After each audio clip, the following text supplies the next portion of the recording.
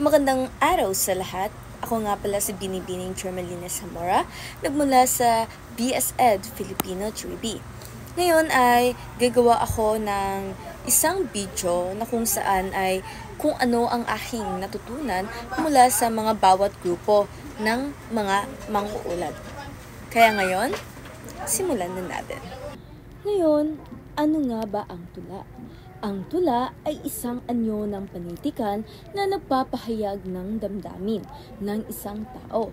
Ito ay binubuo ng mga saknong at ang mga saknong ay binubuo ng mga taludtod. Ang kalipunan ng mga taludtod ay tinatawag na taludturan o saknong.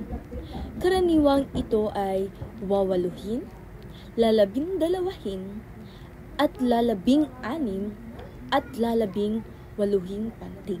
Ngayon ay pag-uusapan din natin ang kasaysayan ng tula sa Pilipinas.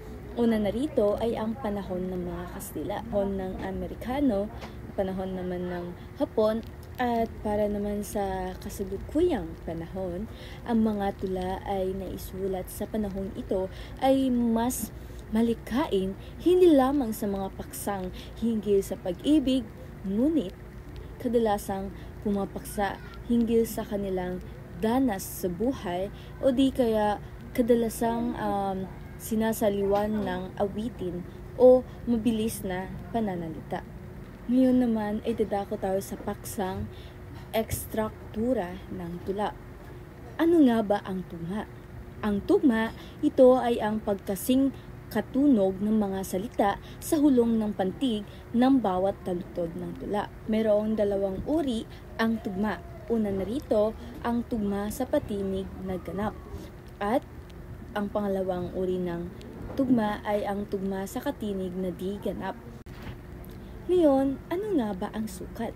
Ang sukat, ito ay tumutukoy sa bilang ng pantig ng bawat taludtod na binubuo ng isang saknong. Ang pantig ay tumutukoy sa paraan ng pagbasa. Halimbawa na lamang, isda. Ito ay may dalawang pantig. Isda ko sa maribes. Meron itong walo na pantig. Meron itong mga uri ng sukat. Wawaluhin, lalabindalawahin, lalabing-anim, at lalabing-waluhin. Para naman sa tono, ano nga ba ang tono? Ang tono, ito ay tumutukoy sa paraan ng pagbigkas ng bawat taludtod ng tula. Ito ay karaniwang pataas o pababa. Ngayon naman, idadako tayo sa susunod na paksa. Ito ay tayutay at idioma sa pagsulat ng tula. Ano nga ba ang tayutay? Ang tayutay ay isang uri ng pampanitikang pahayag na ginagamit upang magpahayag ng mga ideya, damdamin o larawan sa mas malikaing paraan. Narito ang gamit ng tayutay. Una is pagpapahayag ng emosyon. Pangalawa ay paglikha ng imahen. Pangatlo ay pagpapalutang ng tema. Pang-apat ay pagsasaayos ng tunog at ritmo. At panghuli ay pagbibigay ng kahalagahan. Ngayon ay alam na natin ang tayutay. Ngayon, ano nga ba ang idioma? Ang idioma ay isang pahayag o ekspresyon na may tiyak na kahulugan. Ngunit, hindi ito dapat intindihin sa literal na paraan. Minsan, madalas itong ginagamit sa wika upang bigyang diin ang mga konsepto, damdamin o kaisipan sa mas malikhaing paraan. Narito ang gamit ng idioma. Una ay pagpapahayag ng konsepto. Pangalawa ay paglikha ng imahen. Pangatlo ay pagsasalin ng kultural na kahulugan. At pang-apat ay pagbibigay ng kulay at estilo. Kasaysayan ng nobela sa Pilipinas, una rito ay ang panahon ng Kastila. Meron itong dalawang uri ng nobela sa panahon ng Kastila. Una na rito ang nobelang panrelihiyon at nobelang mapaghimagsik. Para naman sa panahon ng mga Amerikano, nahati ito sa tatlong panahon ang kasaysayan ng nobela. Noong panahon ng aklatan, panahon ng ilaw at panitik, at panahon ng malas sariling pamahalaan ng panahon ng Hapon. Para sa susunod na paksa ay tungkol sa elemento at paano sumulat ng nobela. Unang elemento ay tapuan, tauhan, pananaw, tema, damdamin. Sunod ay pananalita. Sunod ay simbolismo, paano sumulat ng nobela. Una ay pumili ng paksa o tema. Pangalawa ay bumuo ng outline o palangkas. Pangatlo ay bumuo ng mga tauhan. Pang-apat ay magsimula sa panimula. Pang-lima ay palawakin ang kwento. Pang-anim ay isulat ang kasukdulan. Pang-pito ay isara ang kwento. Pang-walo ay revisyon at pagwawasto. Pang-siyam ay maghanap ng kritiko o beta reader. At pang-huli ay ilatala ang nobela. Ngayon ay dadako tayo sa susunod na paksa ay ang spoken word poetry. Ang spoken word poetry ay isang uri ng tula na binibigkas na malakas kadalasan sa harap ng madla. Ito ay isang paraan ng pagpapahayag ng mga damdamin, karanasan at ideya sa pamamagitan ng paggamit ng wika, ritmo at tono. Narito ang mga elemento ng spoken word poetry: ritmo at metro, imahen, emotion, pagkukwento at pagbabago. Ngayon naman ay dadako tayo sa susunod na paksa. Ito ay tungkol sa poetika. Ano nga ba ang poetika? Ang poetika ay isang manunulat na nagsisibing salamin sa kanyang mga paniniwala, pagpapahayag at pananaw sa buhay. Binibigyan ito ng linaw kung ano ang itinuturing niyang mahalaga sa isang akda tulad ng mga tema, mensahe at estetika. Sa pamamagitan ng poetika, nagkakaroon tayo ng pamantayan upang suruin ang mga akda.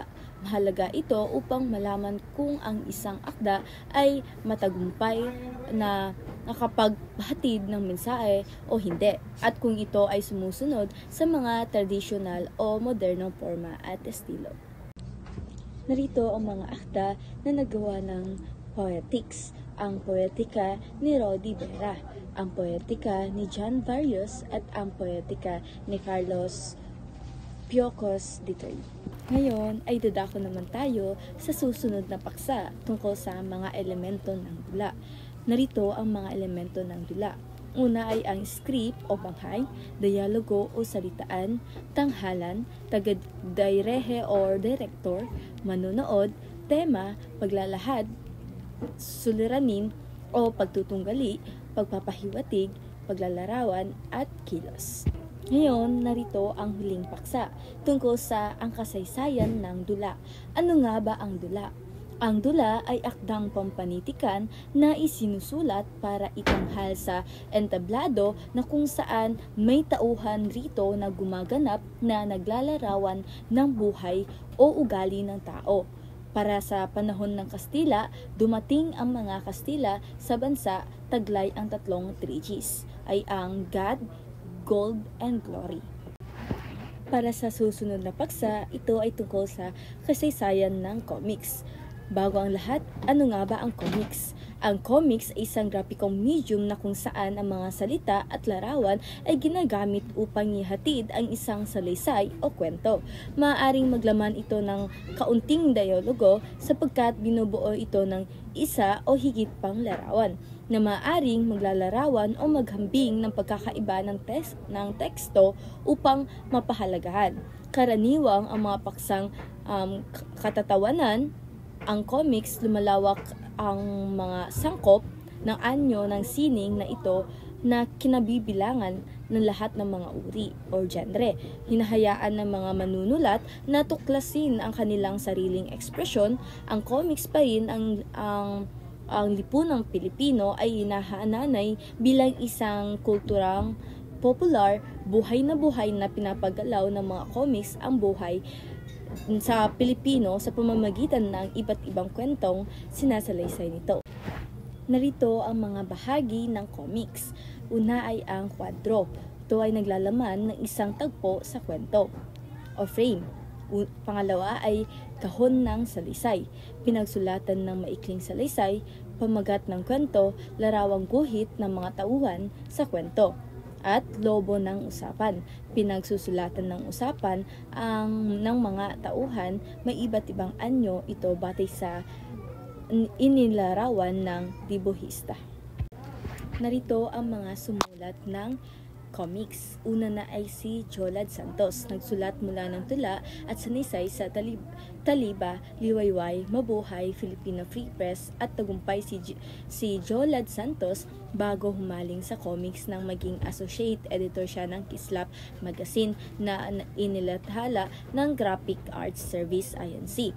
Pangalawa ay si Lope K. Santos. Noong 1907, inilathala ang Lipang Kalabaw, isang magasin na nasa ilalim ng pangangasiwa ni Lope K. Santos. Ang magasin na ito ay na wikang Tagalog na nagtataglay ng mga satirikong cartoons na patungkol sa mga Amerikanong opisyal. At ang pangatlo ay si Tony Velasquez, ay isang artistang tagaguhit ng comics sa Pilipinas. Siya ang tinuturing ng ama ng Filipino comics o ama ng comics sa Pilipinas. At narito din ang pagbagsak ng comics noong taong 1990 na magsimulang humina at bumagsak ang comics. Video games, karaoke, at messaging at iba pa pang mga electronic media. Dahil dito, ang mga gumagawa ng comics ay bumababa ang mga kita. Dito na po nagtatapos ang ating talakayan para sa lahat ng mga paksa. Maraming salamat.